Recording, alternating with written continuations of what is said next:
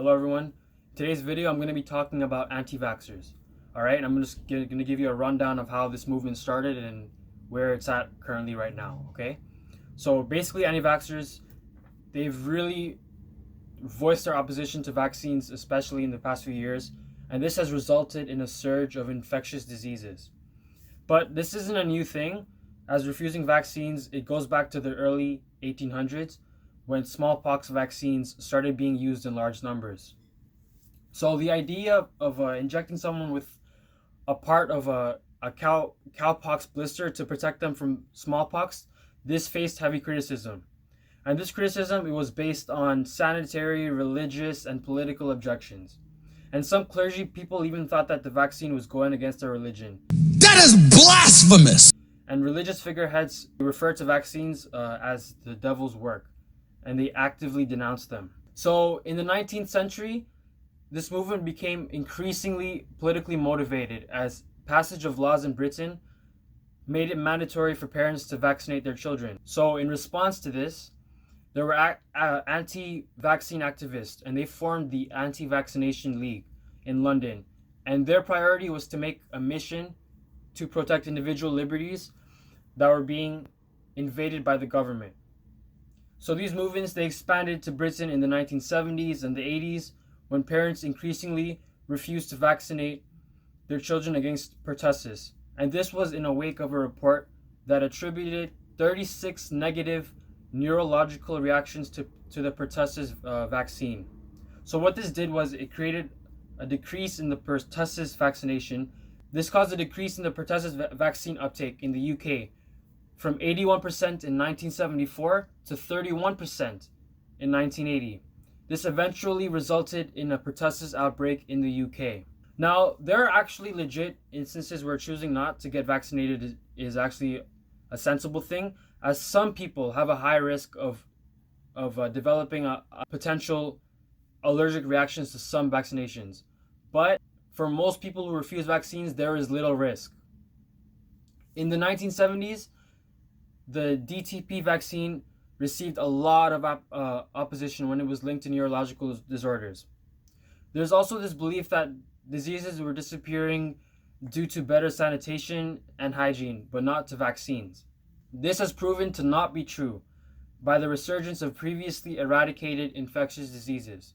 One of the figures that really helped to re-energize this anti-vaxxer movement is a doctor by the name of Andrew Wakefield, who had a paper that he published in the latter end of the 90s.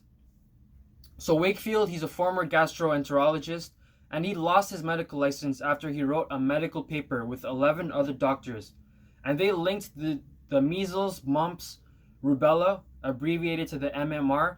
They linked the MMR vaccine to developing autism in children. And the paper, of course, was struck off the medical register, and Wakefield actually fled to the US, and it was assumed that he had gone to ground, and this is because he lost his credibility, right? And what really made this paper problematic was that it had a small sample size, and it had an uncontrolled design, and it had a very speculative nature to it. The sad thing is that it received a lot of publicity, and MMR vaccination rates, they started to decrease as parents were concerned about the risk of autism after vaccination. There were also outbreaks wherever anyone had heard of Wakefield's misinformation. Also, 10 of the 12 co-authors of the paper, they explained that there was no causal link established between MMR vaccines and autism, as the data was insufficient. So The Lancet, which published Wakefield's paper, they had also said that Wakefield and his co-authors failed to disclose financial interests that were behind this paper. In fact, Wakefield had been funded by lawyers who had been engaged by parents in lawsuits against vaccine-producing companies. So today, the true causes of autism are still not known, but several studies have now identified symptoms of autism in children well before they receive the MMR vaccine, okay? So please keep that in mind. Also, the number of people who have had severe allergic reactions from an MMR vaccine is less than 1 in 1 million. All right? Now I'm going to bring it to a more recent example as to why the anti-vaccination movement is really problematic. In January of 2019, a measles outbreak in Clark County, Washington, in the US, infected 72 people, 53 of whom were children between the ages of 1 to 10 years old. So this prompted the governor to declare a state of emergency. Since 2014, public health officials have witnessed an increase in vaccine opposition throughout the US. And this is primarily concentrated in largely populated metropolitan cities. In fact, 17 US states are allowing for non-medical vaccination exemptions. So what this dangerous trend does is that it renders multiple heavily populated cities, and it makes them vulnerable to vaccine preventable diseases, okay? Today, the MMR vaccine rates, they continue to drastically decrease. And anti-vaxxers still cite Dr. Wakefield's research in order to make their claim for why vaccines are dangerous. Also, there is an inverse link between non-medical exemption rates and MMR vaccine coverage of kindergartens in the 17 states that allow for vaccination exemptions. So, states with higher overall non-medical exemption rates have lower MMR vaccine coverage, and this really, it shows the dangerous and lasting influence of Dr. Wakefield's paper. Now, before you say, "Oh, Jimmy, you're just shouting from your soapbox," and you're right to a certain degree, even WHO themselves said that vaccine hesitancy, which includes our lovely anti-vaxxers, is one of the top 10 threats to global health, alongside air pollution, climate change, influenza, and a whole multitude of other wonderful things. Even WHO says that vaccination it's one of the most cost-effective ways of avoiding disease. It currently prevents 2 to 3 million deaths per year, and a further 1.5 million could be avoided if global coverage of vaccinations is implemented.